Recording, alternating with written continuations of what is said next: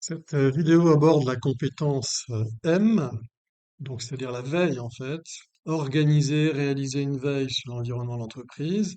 Dans la veille, en fait, il y a deux types de veille. La veille pull, qui consiste à aller rechercher des informations sur Internet, et la veille push, qui consiste à paramétrer des outils pour être alimentés en informations. Alors, ça peut être des informations qui viennent d'Internet, donc là c'est du paramétrage d'outils, mais ça peut aussi être des procédures que vous avez mises en place, le CRM par exemple de l'entreprise, pour être alimenté en informations concernant l'entreprise par exemple. Ou ça peut être donc à la fois des sources finalement internes à l'entreprise et des sources externes à l'entreprise sur lesquelles on a fait un process, un paramétrage qui va pousser vers nous toutes ces informations. Donc la veille push. Regardons les outils de cette veille pull et push. Alors, on commence par la veille pull. Pourquoi? Déjà, c'est absolument essentiel puisque vous allez faire énormément de recherches Internet pour pouvoir compléter vos fiches de situation DCI, dans lesquelles vous avez des outils, fiches pays, données sectorielles, diagnostics internes, etc. Il y en a aussi sur l'adaptation, sur le déploiement et même sur la prospection. On peut imaginer que vous allez faire des recherches de mots-clés pour renseigner tous les critères de tous ces outils. Donc il faut absolument que vous maîtrisiez la recherche mots-clés. Une recherche mots-clés, elle passe par l'identification des mots-clés. Ces mots-clés, évidemment, sont en lien avec les critères que vous devez renseigner et l'utilisation de booléens. Et donc, il faut que vous sachiez ce qu'est un booléen. Le booléen, c'est un mot de liaison qui permet de relier des mots-clés avec une certaine logique de recherche. Le booléen va indiquer au moteur de recherche comment il doit chercher. Les booléens sur Google, par exemple, si je rentre dans Google, les mots-clés, la suite de mots-clés suivants, importation, parfum, français. Entre les mots-clés importation et parfum, Google comprend l'espace, le blanc ici entre les deux mots, comprend cet espace comme étant un booléen et ou. Donc en fait, il va chercher des informations qui contiennent, alors sur Internet évidemment, des informations, des flux d'informations qui contiennent les mots-clés importation et ou parfum. Vous allez avoir des articles avec importation, des articles avec parfum, des articles avec importation et parfum. Bon, ici, j'ai du et ou entre importation, parfum et français. Donc, je vais avoir, vous l'avez bien compris, beaucoup de résultats. Mais les booléens qui sont cachés ici, c'est comme si j'avais écrit importation et ou parfum et ou français. C'est la façon dont Google comprend l'espace blanc entre deux mots. Donc, c'est des booléens. Et. Importateur parfum site de businessfrance.fr. Alors là, j'ai les booléens et où, c'est-à-dire les espaces entre les mots-clés, et j'ai un booléen spécifique qui est le site de point. Donc, lorsque je mets site de point avec derrière un URL, ça veut dire que il va me chercher, Google, sur le site businessfrance.fr uniquement la suite de mots-clés importateur, espace, c'est-à-dire et ou, parfum. Donc, vous voyez, la stratégie mot-clé plus booléen, elle va servir essentiellement à affiner vos recherches. Regardez ici ce qui se passe. Lorsque je mets juste du et ou, j'ai 120 000 résultats sur Google, 45 000 si je réduis mes recherches à site 2.business France, bon, c'est quand même beaucoup. Et si je rajoute, alors ici, qu'est-ce que j'ai rajouté? Des guillemets. J'ai enlevé les mots-clés et j'ai rajouté par contre des guillemets. Je veux absolument que dans tes résultats de recherche Google, il y ait le mot 3303. Et c'est pour ça qu'il est entre guillemets, c'est-à-dire qu'il est obligatoire en fait ce mot-là. Là, on n'est plus sur du et du ou. On est sur il faut que ce qui est entre les guillemets apparaisse dans les résultats. Et là, je me retrouve avec 8 résultats. Donc, j'ai bien, grâce à ma stratégie mots-clés booléen, affiné le nombre de résultats. C'est ça l'objectif en fait d'une recherche Internet. Pourquoi? Parce que le grand défi sur Internet aujourd'hui, c'est la quantité de résultats. Et la quantité de résultats, la problématique, c'est que beaucoup de ces résultats, en réalité, ne sont pas vraiment pertinents. Et nous, on augmente ici la pertinence des résultats grâce à notre stratégie mots-clés booléens. Alors, je pourrais imaginer travailler sur la pertinence, la fiabilité, c'est ce que j'ai fait ici en mettant site de .business France ou site de .trainmap.org. Je travaille sur la fiabilité. Pourquoi? Bien parce que je travaille sur les sources du commerce international, c'est-à-dire quelles sont les sources fiables dans le commerce international. Vous les avez ici, la liste. Donc je suis bien sur deux sources de cette liste. Donc je travaille à la fois sur la pertinence et sur la fiabilité. Si je rajoutais un élément sur la récence, il faudrait que je rajoute peut-être une date. Je pourrais rajouter entre guillemets 2024 ou 2023 ou 2022. Bon, ça sera peut-être un peu plus aléatoire. Il faut tester en fait, hein. Donc vous allez tester effectivement un certain nombre de mots-clés de booléens dans votre stratégie de recherche et vous allez présenter dans vos annexes ces tableaux qui présentent les mots-clés entrés dans les moteurs de recherche, les booléens qui sont dans ces séries de mots-clés que vous avez rentrés, c'est-à-dire ceux que vous avez utilisés, en fait, les booléens utilisés, les moteurs de recherche utilisés, alors ici j'ai du Google, mais vous avez Safari, vous avez Bing, vous avez d'autres moteurs, et donc il faut diversifier ces moteurs. Et vous avez ici le nombre de résultats obtenus. Donc si on fait réellement les recherches, on va obtenir des résultats qui sont un petit peu différents. Donc j'ai changé les chiffres qui sont ici, qui sont plus proches de la réalité. On est donc à 6 150 000 et il se trouve qu'en faisant des recherches sur TradeMap avec le site de points et les guillemets, on a plus de résultats que sur le site Business France. Bon. Donc là, en l'occurrence, pour affiner, voilà, j'ai inversé l'ordre des mots-clés. Bon. Donc, si on regarde, vérifions comment ça marche. Alors, où est-ce qu'on trouve ces résultats déjà? CTRL-C, donc on va aller sur Google, CTRL-V, hop, CTRL-V, pardon, Enter. Et là, j'ai pas de nombre de résultats. Donc, en fait, vous cliquez ici sur Tools et vous avez ici les résultats. Donc, 6 150 000 en 0,33 secondes. Ça veut dire que toute la liste de mots-clés, enfin de résultats que j'ai ici, vous voyez, j'en ai énormément, j'ai énormément de pages, c'est-à-dire j'ai plus de 6 millions de résultats. Bon. Je recommence. Je vais aller chercher. euh, Où est-ce que c'est? Ici, voilà. Hop, CTRL-C. Donc je fais un deuxième essai, CTRL-V, Enter.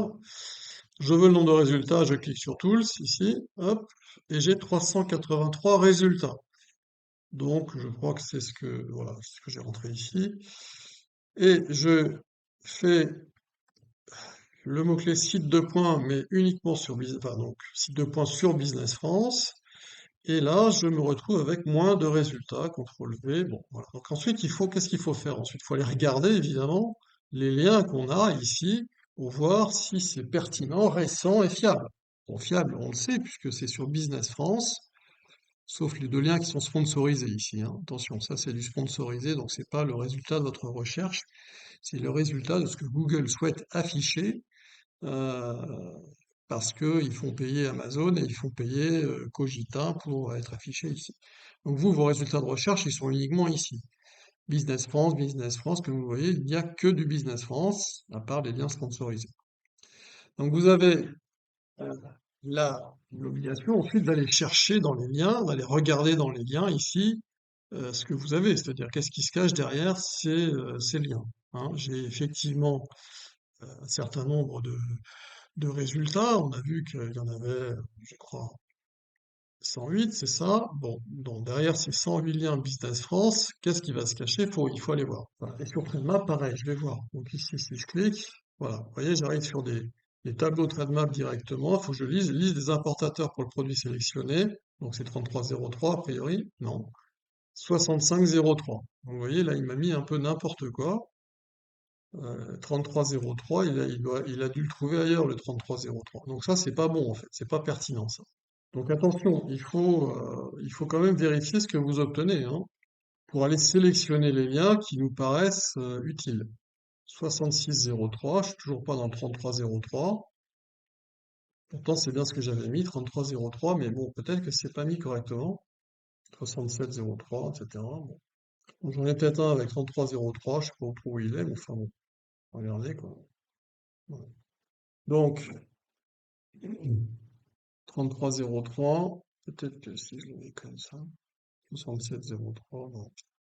Bah, ça veut dire que une fois que j'arrive sur TrendMap, bah, Google, elle n'arrive pas à indexer en fait, à indexer correctement le TrendMap, quoi. Donc, vous voyez, c'est pas parfait. Alors 3303, peut-être que je devrais mettre parfum. Je crois que c'est le code du parfum, hein, 3303, il me semble. Donc si je fais ça, hop, ici, alors là j'ai le code 33, c'est un peu plus proche de la réalité. Vous voyez, Google n'indexe pas ce- ce- cette recherche ici, là, au niveau de ça. C'est pour ça que je me retrouve avec des codes qui sont pas bons. Donc, je suis sur le 33, parce que j'ai mis parfum à la place de 3303. Ici, non, 86 véhicules, ouais, il y a un peu de tout, hein, préparation 3307, voilà. Donc, vous voyez, donc ma recherche, elle a été affinée, mais elle n'est pas encore idéale.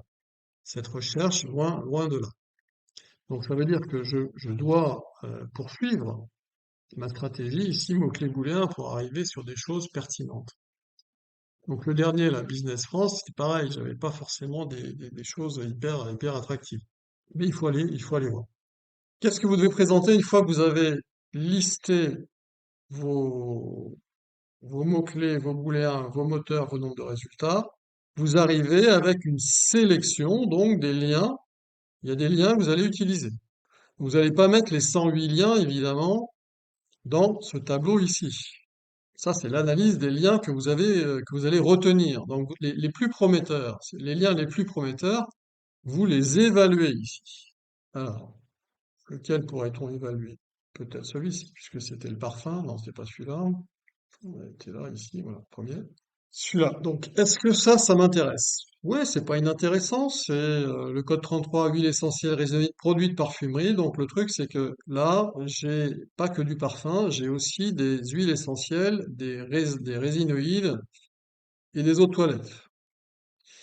Donc, c'est plus large que mon code produit, mais ça peut être intéressant. Donc, si je jouais le jeu ici du tableau, qu'est-ce que je mettrais? Je fais un copier-coller de ce lien ici.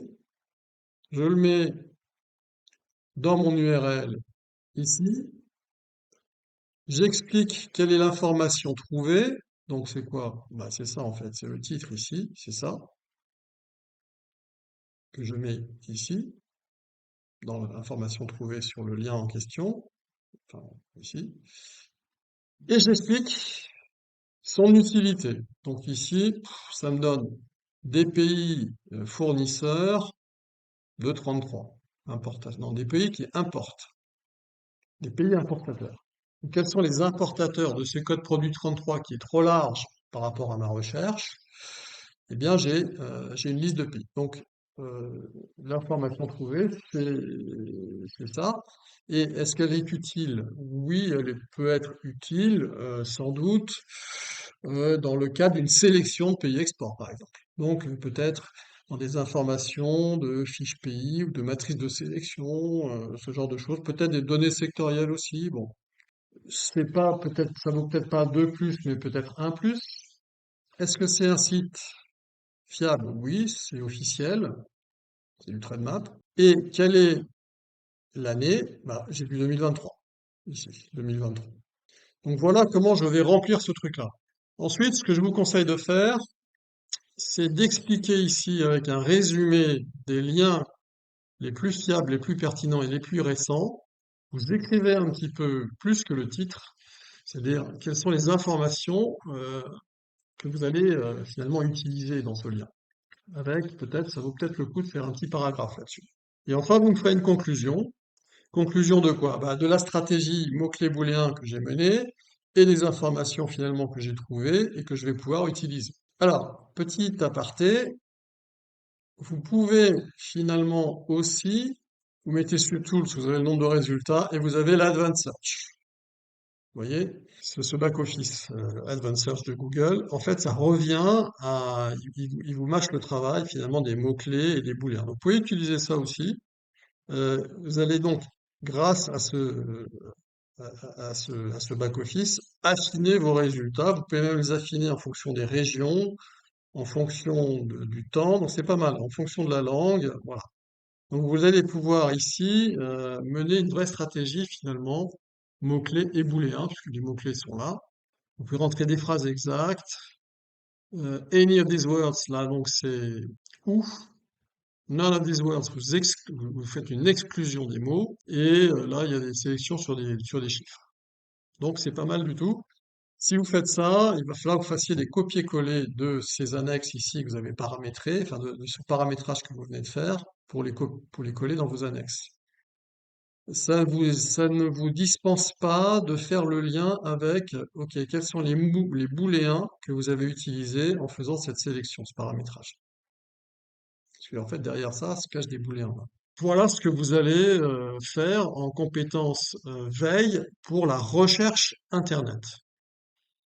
Pour mener à bien votre stratégie mots-clés plus booléens, il faut évidemment que vous connaissiez l'ensemble des booléens dont vous pouvez disposer, c'est-à-dire sur Google, puisque sans doute principalement le moteur de recherche que vous allez utiliser, même si c'est bien quand même de diversifier un peu ces moteurs. Donc, vous rentrez tout simplement euh, booléen, booléen sur Google, et vous allez avoir des sources. Vous voyez, par exemple, les 22 opérateurs sur Google pour affiner vos recherches. Ici, on vous explique absolument tous les booléens possibles et imaginables que vous pouvez utiliser. Reste maintenant le paramétrage, c'est-à-dire la veille push, donc qui va vous alimenter de façon automatique sur des informations, euh, mais qui vont nécessiter donc un paramétrage de certains outils comme Google Alert, comme Google Page Monitor, comme des flux RSS sur lesquels vous allez vous abonner, ou des newsletters, ou alors encore une fois un paramétrage du CRM en outil interne, source interne, ou d'autres supports. Je pense notamment par exemple à Google Market Finder, que vous pouvez paramétrer également pour qu'il vous alimente automatiquement sur des updates de certaines informations. Donc, commençons par Google Alert, qui consiste à renseigner des mots-clés dans Google Alert. Donc, Google Alert veille, vous voyez, Enter, Monitor the web. Donc ici, vous avez des mots-clés que vous voulez rentrer. Comme vous le voyez, moi j'ai déjà rentré des mots-clés, balance commerciale 0,305 Allemagne, country risk Thaïlande, PIB par habitant Allemagne, risque pays Allemagne. Donc je peux rentrer un certain nombre de mots-clés et Google va indexer Internet de façon régulière et m'envoyer des notifications sur les flux Internet qui comportent ces mots-clés que je lui ai demandé de suivre. Donc c'est très simple. Vous faites une capture d'écran avec les mots-clés que vous avez paramétrés, des captures d'écran des notifications que vous recevez, et peut-être une petite, comment dire, phrase ou paragraphe au final sur l'utilité ou est-ce que ça a été efficace, ce paramétrage de mots-clés dans le cadre du suivi, donc, en général, de critères du diagnostic export. Donc ici, ça m'a servi à quoi ça? Bah, ça c'est plutôt les données sectorielles, ça c'est de la fiche pays Thaïlande, la fiche pays Allemagne, fiche pays Allemagne.